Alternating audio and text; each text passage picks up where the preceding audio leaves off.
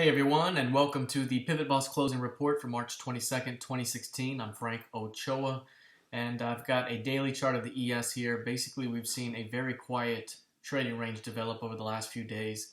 Obviously, we had the news come from overseas, and anytime the market gets news to that effect, there's certain things that can happen. Obviously, you can see the market pull back off those highs. But that's been few and far between since, because the market has been a little bit desensitized to those types of events, unfortunately speaking. But that's kind of what happened. So you can see that so far prices are pretty much holding firm at these highs. We have a very narrow 3-day range that we're trading on. Overall, bulls are still defending the weekly pivot range, which suggests a continuation into 2061s, which is our MCV above. But any failure to hold above 2028s likely rotates this back toward 2000 for a big test here. I still believe that any test downward will likely be defended for a continuation, but right now, really it doesn't matter which way we break out of here. We're going to see a pretty significant multi-day move in the direction of the break. So we'll keep an eye on that range for you here. If we take a look at the intraday time frame, you can see here that pretty much price continues to trade within the key range that traded the previous session. That key range from 44.5 down to 31.25 has a midpoint of 37.75. You can see price tried to hold just above the top of that range after being rejected pre-market, being rejected at the bottom, tried to hold above, and then drop back toward the middle. So you can see prices are trading off this key range, so we're going to continue to watch it very closely. Again, 2044 is very important. Failure to hold above that zone suggests a move back across the range toward 2031. Pullbacks right now have been buying opportunities for late day squeezes. Taking a look at the crude oil chart here. We had a VPOC, composite VPOC shift up from 40.08 to 41.56. So right now, composite VPOC much higher. You can see there's been a clear area of resistance here before, right in the zone, and that's kind of where price is chopping around right now. What I mentioned before is 40.08 is going to be very important. A pullback into that zone, bulls want to defend for a continuation, perhaps in the 44.22, and even as high as the next HVN above, which is 45.65. But failure to hold above 40.08 opens up a rotation back to the LVN at 37.65, and that's the next area where bulls would want to get long. All right, taking a look at the intraday time frame for crude oil. What you'll notice here is price continues to coil up.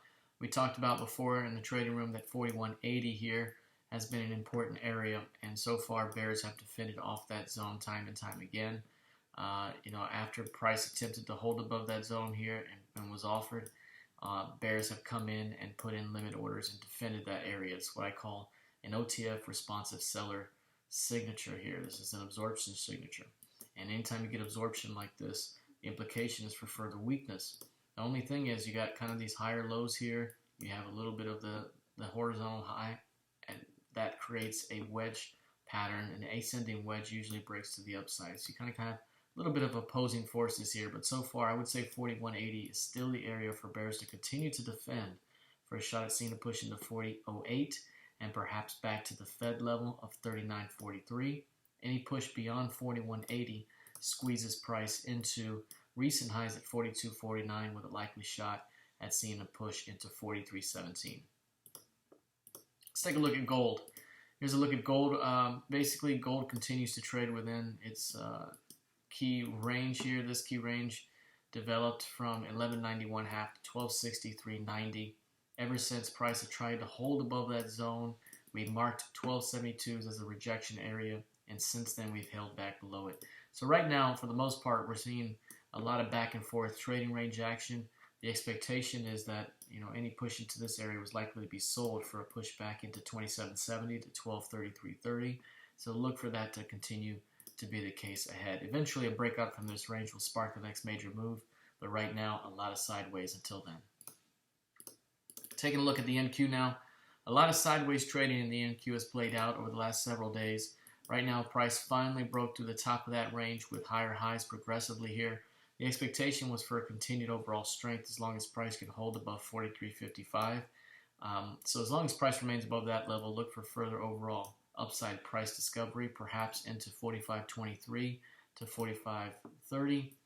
That's the primary upside weekly target for the ADR. Failure to hold above 43.55 rotates price much, much lower. If we take a look at the intraday time frame, you'll see right here that price pushed higher finally through the top of this key range, 44.12s. In doing so, it rallied right into the 25% and then the 50% expansion of that key range. So a very solid push into that zone. A pullback into the previous session's high was also defended for a late day squeeze. So far, price continues to play off of our key range here. The expectation would be that if price remains above 44.12, look for a follow through into the next upside target, which is going to be 44.65 and is the 100% target. Failure to hold above the 44.12s would rotate price all the way back to the bottom of the range, which is going to be 43.59. All right, that's it for now. Let's see how this thing plays out heading into Wednesday's trading. Good luck and trade well.